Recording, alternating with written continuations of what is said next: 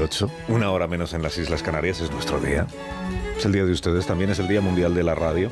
Y en este Día Mundial de la Radio 2024 tenemos que hablar de este señor tan importante, ¿no?, para este medio. ¿Cómo se llama? Sí, esto es. No he dominado yo nunca el punto y la raya. Es un señor que nació hace 150 años y que tenía esta voz tan musical. On your monument today is recorded the test of the first radio telegram to reach Australia direct from England as the result of those experiments. Ya veis que habla un estupendo inglés, pero él es italiano. Y responde al nombre de Guillermo Marconi. Dicen padre de la radio, por lo menos uno de ellos. Nacido en mitad del siglo XIX, en la era del telégrafo, cuyos largos cables ya recorrían el mundo y permiten el milagro de la comunicación a distancia. El cable que va de Liverpool hasta Londres, por ejemplo, llevado por cientos de postes de madera y canalizaciones subterráneas, permite que el hijo le diga a su madre: Feliz cumpleaños, mamá. Llueve mucho en Liverpool. Charlie. El cable que va de Madrid a Irún consigue que los españoles envíen el primer telegrama de nuestra historia, o enviemos los españoles. El discurso de la reina Isabel en las Cortes Constituyentes de 1854, o una parte de él, recorre los 361 kilómetros que separan la capital de nuestra frontera con Francia. Es decir, que ya entonces el cable invade el mundo. ¡Viva el cable! Pues en este mundo lleno de cobre y de aislante es donde nace Guillermo Marconi. Hijo de un exitoso empresario y de una madre irlandesa heredera del imperio Jameson del whisky. Un joven de Bolonia, Marconi, apasionado por la tecnología, pero apasionado también por el mar. Y en el mar es donde ocurre toda la historia que les vamos a contar esta mañana. Porque los cables telegráficos no solo comunicaban el mundo exterior de nuestras ciudades, también tendíamos cables bajo el mar, para que una felicitación de cumpleaños o la añoranza urgente de un enamorado pudieran también llegar desde Londres hasta Cherburgo, cruzando el Canal de la Mancha, o que incluso las últimas y más relevantes noticias viajaran desde París hasta Nueva York. Francia derrotada, guerra franco-prusiana. Alsacia y Lorena, alemanas. El mundo ya no tiene fronteras, proclaman los telegrafistas, convertidos de repente en cosmógrafos. Y la gente y los pueblos pues no están menos entusiasmados. Pero Marconi está pensando en otra cosa. Marconi está pensando en los barcos. Está pensando que un barco en mitad del mar todavía sigue siendo sordo y mudo. Que ahí está el barco a su suerte, porque solo puede comunicarse con el resto del mundo mediante banderas o ráfagas de luz o bengalas de colores. Solo puede comunicarse como si el arte de la navegación oceánica fuera todavía el de los primeros grandes viajeros. Telegrama para Isabel y Fernando. Amenaza de motín a bordo Carabela Santa María. 4 semanas sin ver tierra. Las Indias no pueden estar lejos. No, esto efectivamente pues nunca pudo suceder. No sucedió jamás. Los barcos del siglo XIX todavía seguían estando solos en alta mar. A no ser, y ahí es donde empieza a pensar Marconi, a no ser que las ondas electromagnéticas pudieran atravesar el aire llevando consigo mensajes. Las ondas electromagnéticas que ha descubierto su colega alemán Heinrich Hardt. Si ingeniamos los aparatos correctos, piensa Marconi, quizá podamos enviar y recibir señales concretas sin necesidad de que haya cables de por medio. Y enviar así un ¿cómo estás?, un feliz cumpleaños, recibir un cuidado, mala mar a 2 millas de Cartagena.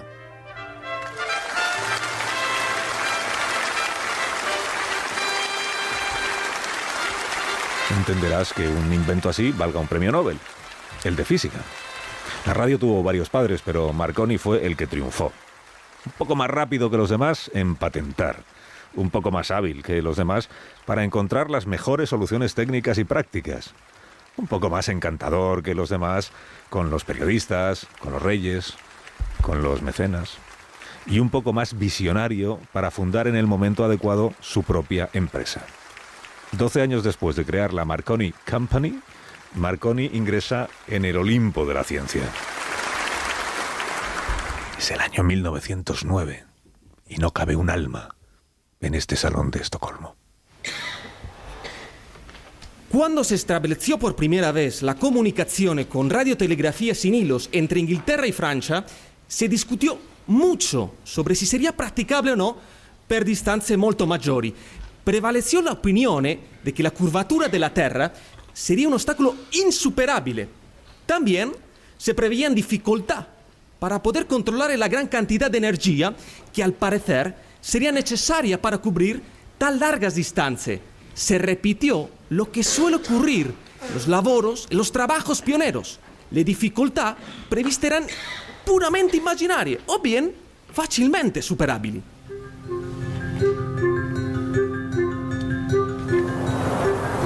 El día fue el 12 de diciembre de 1901. Un hilo invisible unía Paul en Cornualles, Inglaterra, con San Juan de Terranova, en Canadá.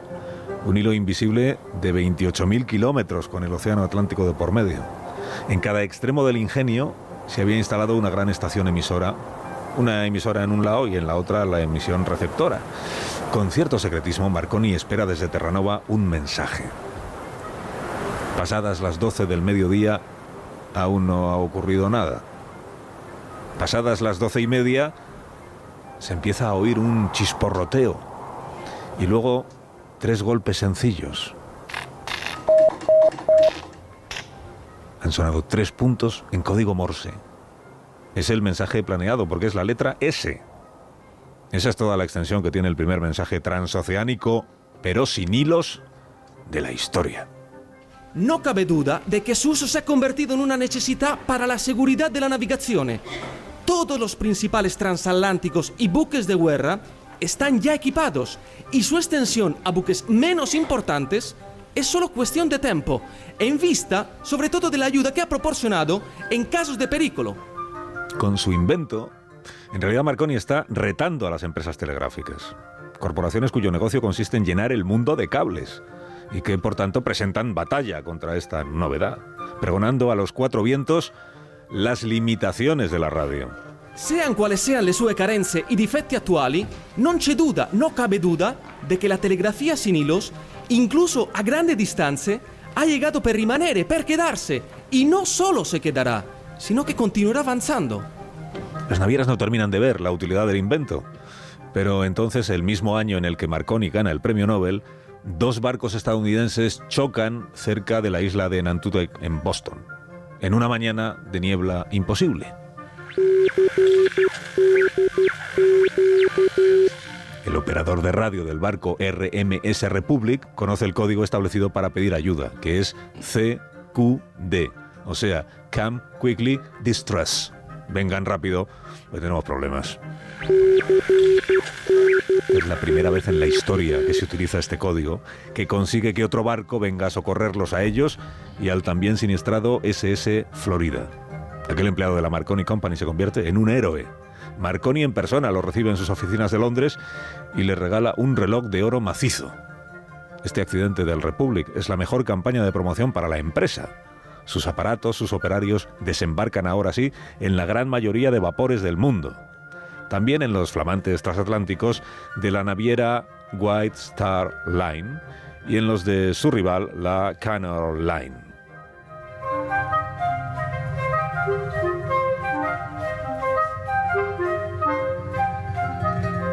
Pero la hora decisiva para la radio de Marconi estaba todavía por llegar.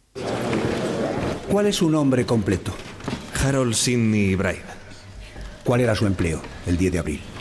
¿El 10 de abril de este año? Sí. Era empleado de la Marconi Company, señor. ¿Con qué funciones? Segundo operador de radio del Titanic. Onda Cero presenta Improved and cheaper means of communication by electrical transmissions through space. La radio del Titanic. And safer aid to navigation, and thereby Una recreación sonora de más de uno.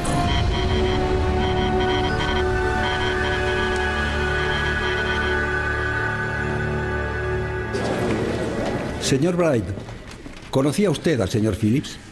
No hasta que nos vimos en Belfast, donde se botó el barco. Luego nos fuimos conociendo, después de zarpar.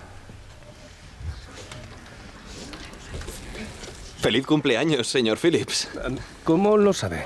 Bueno, lo pone en la tablilla que hay en la sala de literas. Ahí también viene el mío, por cierto. 11 de enero.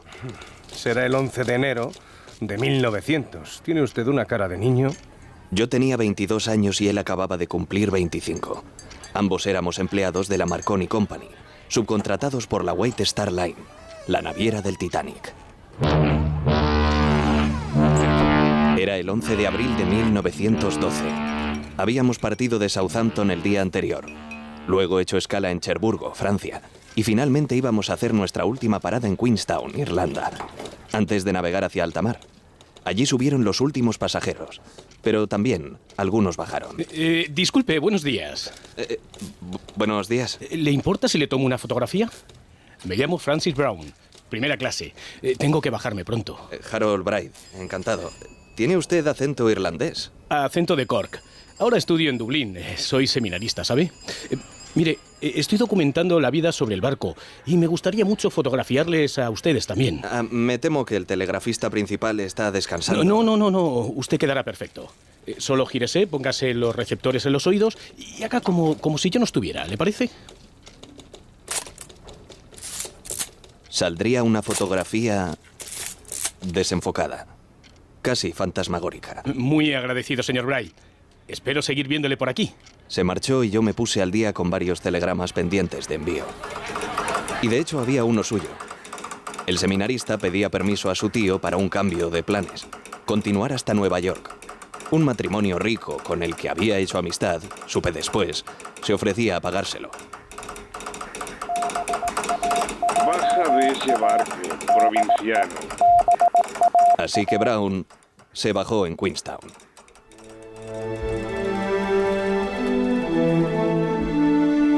Si hubiera seguido con nosotros, dudo que tuviéramos sus fotos. Fotos de la vida a bordo, que luego publicarían todos los periódicos del mundo. La suya es, de hecho, la única instantánea que se conserva de la sala de radio del Titanic. Ahora, señor Bright, me gustaría que nos explicara cómo era el aparato de radio con el que contaban en el Titanic. Era un modelo Marconi con un emisor de 5 kilovatios, equipado con un descargador de chispa, detector magnético y una batería de emergencia de emisión corta. ¿Podría considerarse como un aparato último modelo? Sí, señor. Era el único aparato de la compañía Marconi con el descargador de chispa. Podía emitir a más de 500 kilómetros de distancia, especialmente de noche, y recibir desde más de 2.000 kilómetros para estaciones de gran potencia. ¿Y sus pruebas con este aparato resultaron satisfactorias? Muy satisfactorias, señor.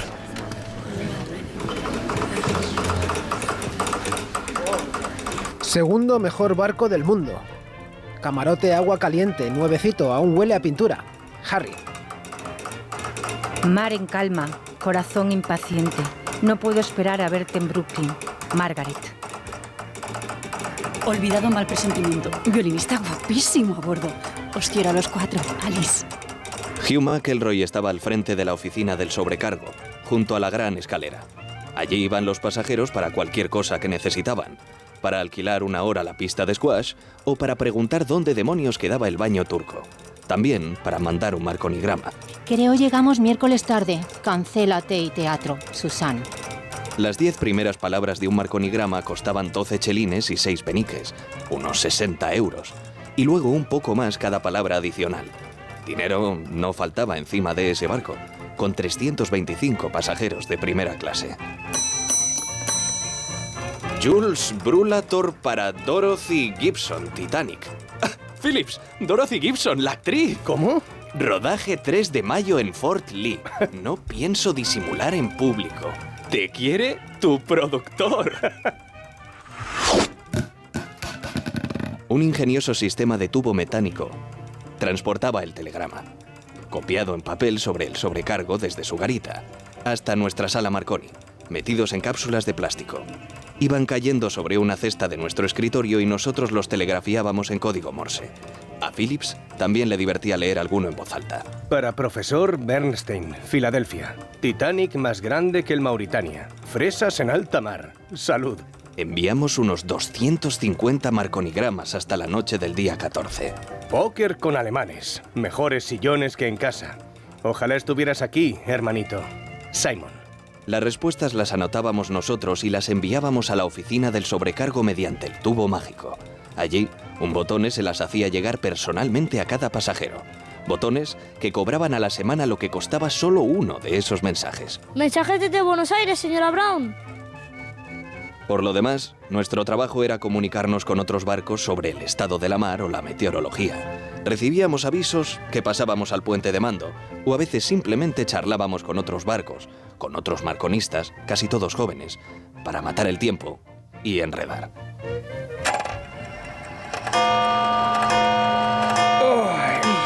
Las 8, por fin. Bueno, que vaya bien, Brian. Dulces sueños, Phillips. Buenas noches.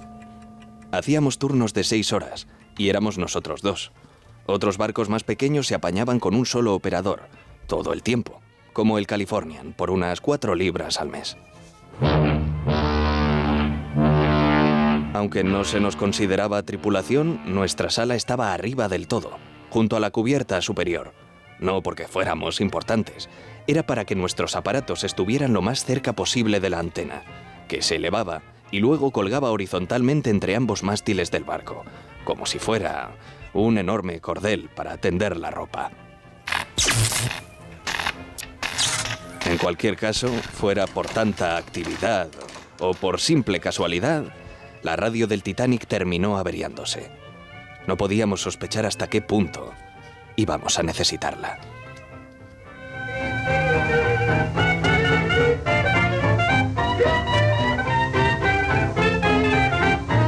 La radio del Titanic. Una recreación sonora de más de uno.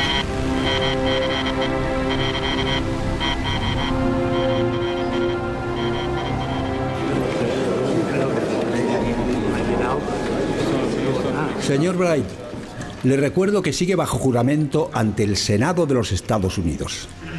Continúo con mis preguntas, con la venia del señor presidente. Díganos, ¿estuvo la radio del Titanic inactiva en algún momento del viaje? Tuvimos algunos problemas con ella la noche anterior al accidente. ¿Se refiere al sábado día 13 de abril? Sí, eso es. ¿Cuándo ocurrió la avería? A las 11 de la noche. Ay, tiene que ser el condensador. ¿Estás seguro? Sí, porque el transformador no puede haber fallado. Las bobinas están nuevas, ya las vio usted en Belfast. Váyase a dormir, señor Phillips. Poco se puede hacer ya. Aprovecharé para adelantar con los registros. ¿Está usted seguro de que no le ha echado una taza de té encima? ¿Qué? ¿No? Voy a desatornillarlo y a echar un vistazo. No.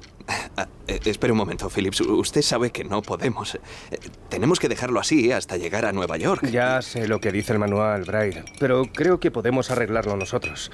A ver, si la compañía quiere los chelines de toda esta gente con tanto que decir a sus familiares, no le parecerá mal que al menos lo intentemos. Ya se habían acumulado varios telegramas pendientes, pero la Marconi Company prohibía reparaciones a bordo, hasta poder contar ya en tierra con el servicio de un técnico de empresa. Phillips se empeñó, y yo le ayudé en todo lo que pude.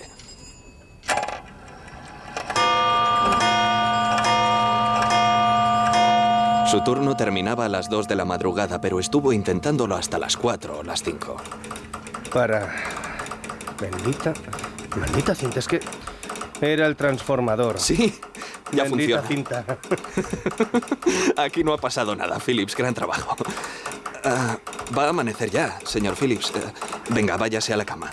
Mañana por la noche prometo relevarle antes. Bien, pues buenas noches, señor Bright. O más bien, buenos días.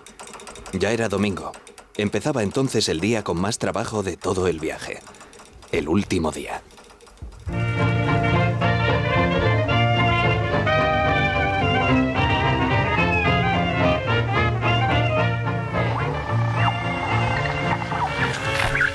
Acaparo bicicleta estática del gimnasio. Gran ejercicio matutino. Lawrence Beasley. Titanic para el Hotel Belmont de Nueva York. Reserva 2 habitaciones dobles con baño. Llegada el miércoles, señora Strauss. Camarote de tercera, frío y sin luz. Solicitado cambio. Nada puede estropear tu regalo. Sara. Casi deseé que Phillips no se hubiera empeñado en arreglar aquella maldita radio. Titanic para el New York Dispatch. Visto a Benjamin Guggenheim con Isidor Strauss. Negocio en ciernes. No iba a tardar en olvidarme de ese tonto pensamiento.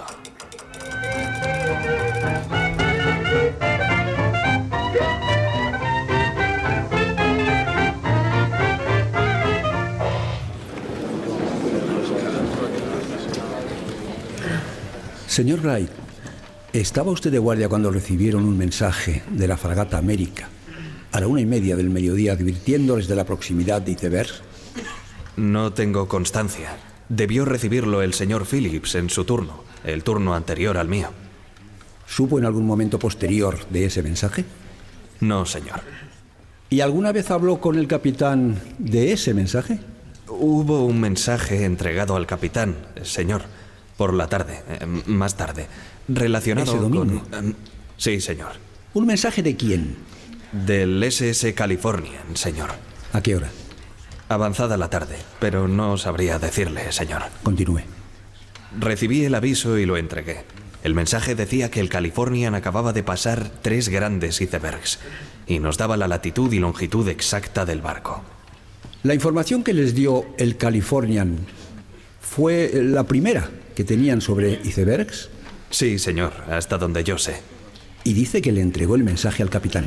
No, señor. Se lo entregué al oficial que estaba en el puente de mando en ese momento. ¿Sabe si ese mensaje llegó al capitán? No lo sé, señor. Entregamos los mensajes al oficial de guardia.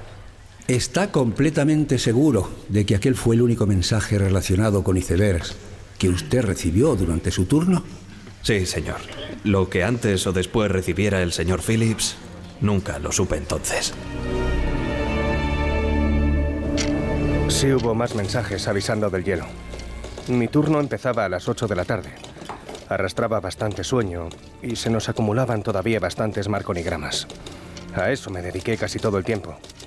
Serían más o menos las 11 de la noche cuando ocurrió aquello por lo que creo que todavía se me recuerda. Aquí SS California. Nos hemos detenido porque estamos rodeados de hielo. Tiempo despejado. Californian estaba tan cerca de nosotros que su aviso me taladró los oídos. Cállese, cállese, por favor. Estoy ocupado. No doy abasto enviando telegramas. No estoy seguro de si ni siquiera escuché aquel último aviso del Californian. Me sonó como uno más de los mensajes que veníamos recibiendo aquel día. Fueron 4 o quizá 5 de diferentes barcos. Al menos la mitad de ellos los trasladamos al puente de mando. Pese a solo unos minutos del desastre, sé que no lo entregué. Después de enviarlo y escuchar mi respuesta, el único telegrafista del Californian se encogió de hombros. A las 11:30 de la noche, como siempre, apagó la radio y se fue a dormir. Era, con diferencia, el barco más cercano a nosotros aquella noche.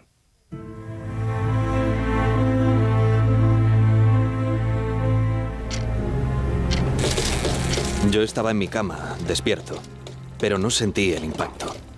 Pocos lo sintieron. Cuando abandoné el cuarto de literas y entré en la sala Marconi todavía a medio vestir, Phillips me dijo que ya había terminado con los dichosos telegramas y que por alguna razón nos habíamos detenido. Entonces, el capitán del barco, Edward Smith, vino hasta nuestra sala.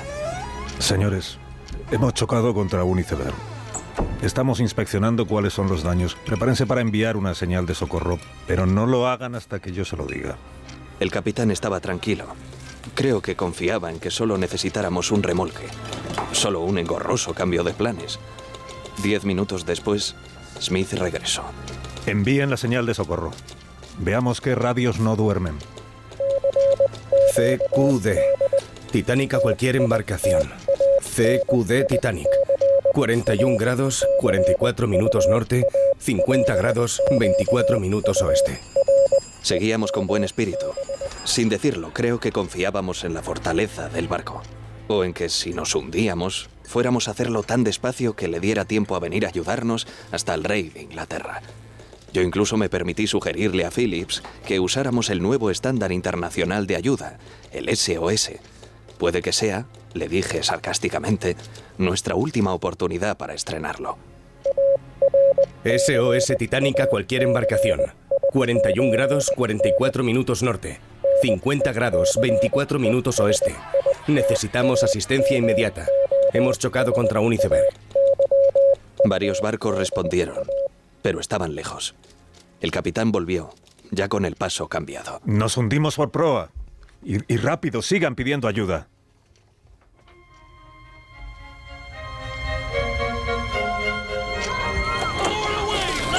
Entonces el barco empezó a convertirse en un caos, en un griterío de gente corriendo y dando órdenes. También de pasajeros pidiendo información o instrucciones. SOS, Titanic a cualquier embarcación. 41 grados, 44 minutos norte. 50 grados, 24 minutos oeste. Necesitamos asistencia inmediata. Hemos chocado contra un iceberg. Nos hundimos. Titanic. Pronto supimos que teníamos que encomendarnos al Carpathia, el barco más cercano de todos. El Californian estaba a golpe de vista, pero tenía la radio apagada. RMS Carpathia al RMS Titanic. Recibida señal de socorro. Se lo comunico a mi capitán. Necesitan asistencia urgente. RMS Titanic a RMS Carpathia. Sí, vengan rápido. RMS Carpathia al RMS Titanic, virando y yendo hacia vosotros. Señor Braid, la señal de la radio está empeorando. Vístase por favor y tráigame mi abrigo del camarote. Solo sabríamos después que estábamos en mitad de la peor temporada de hielo que viera el Atlántico en 50 años. El Carpathia no solo tenía que venir hasta nosotros a toda máquina, sin que sus 2000 pasajeros se alarmaran. Tenía además que hacerlo esquivando el hielo, para no acabar como nosotros. Y vaya a avisar al capitán Braid. Dígale que el Carpathia ha respondido y viene hacia nosotros. De camino eché también un vistazo ahí fuera. El mar estaba en calma. No había ni una nube y las estrellas brillaban como... no recuerdo. Pero el Carpathia estaba a unas 5 horas y nosotros nos hundimos en apenas 2 horas y media. RMS Titanic a RMS Carpathia. Vengan tan rápido como puedan. Perdemos potencia. Nuestra sala de máquinas se está llenando de agua hasta las calderas. 2 días después, yo mismo se lo contaría al periodista del New York Times con estas mismas palabras y un pie congelado. Philip se convirtió como un hombre muy valiente. Aquella noche, aprendí a quererlo y a respetarlo. Estuvo en su puesto hasta el final, guiando el camino del Carpathia y pidiendo ayuda a otros barcos a la desesperada. Mientras, muchos otros se habían vuelto completamente locos a bordo del Titanic.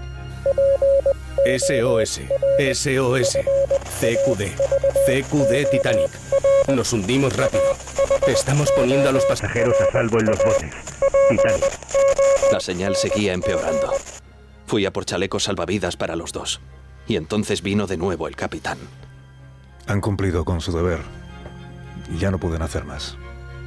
Abandonen su cabina. Ahora ya cada hombre queda por su cuenta. Pero Phillips aún estuvo más tiempo allí sentado. No sabría decir cuánto. El último mensaje del Titanic a las 2:15 de la madrugada del 12 de abril. Del 15 de abril, disculpen. De 1912. Repetía el anterior. RMS Titanic al RMS Carpathia. SOS, SOS, CQD. Nos hundimos rápido. Estamos poniendo a los pasajeros a salvo en los botes. Titanic. Entonces se levantó y por fin salimos. El agua ya llegaba al puente de mando y al timón. Yo me fui hacia proa, él hacia popa. La orquesta del Titanic, que yo recuerde, tocaba el vals de otoño. Intenté ponerme a salvo mientras veía cómo el mar se tragaba nuestra sala de radio y todo lo demás.